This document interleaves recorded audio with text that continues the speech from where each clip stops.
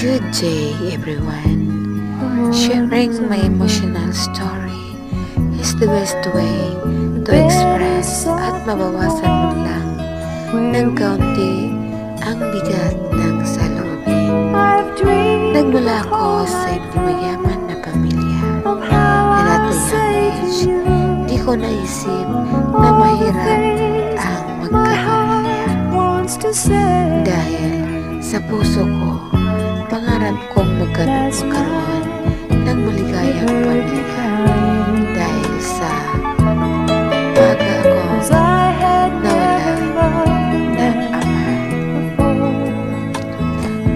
Bago mo sa pagiging ko, subukan mong isuot ang sapatos ko at simulan mo